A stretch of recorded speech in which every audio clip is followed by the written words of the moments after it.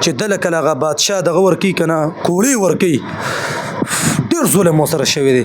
حضرت امام احمد ابن حنبل، حضرت امام احمد ابن محمد ابن حنبل رحمه الله، د د والد صاحب نوم دا په حنبل سره دی مشهور دی که نه، تاسو به دا اورېدلي حضرت امام احمد ابن حنبل.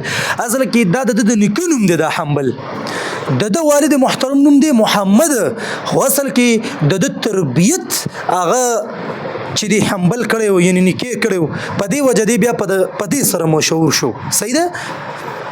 نو امام احمد بن حنبل په باره کې راځي تاسو ته دا پته چې د خلق قرآن په مسله باندې امام احمد بن حنبل باندې ډېر منه د ډېر تکالیف برداشت کړي دي، د به د ډېر لوی ظلم شوی دی، ډېر لوی ظلم. سړی حیران شي ښه کله نه کله سړی تاریخ ګوري که نه د امام احمد بن حنبل مړه هغه واقع مې کته چې دله کله هغه بادشاه دغه ورکوي که نه کوړې ورکوي ډېر ظلم ورسره شوی دی. نو او دا دغه د خلق قرآن په مسله باندې چې آیا دا قرآن خالق دی که مخلوق دی، دا د الله تعالی کلام دی که دا د مخلوق کلام دی، دا د مخلوق خبرې دی که د الله خبرې دي، په دې باندې د امام احمد بن حنبل ته ډېر لوی تکلیف میلاو شوی دی او ډېر کوړې وله ورکړي دي. خو دې به د خپلې خبر نه وروسته کو، د خپلې خبر نه به دې نه وروسته کېدو ځکه چې دا حق خبره وه.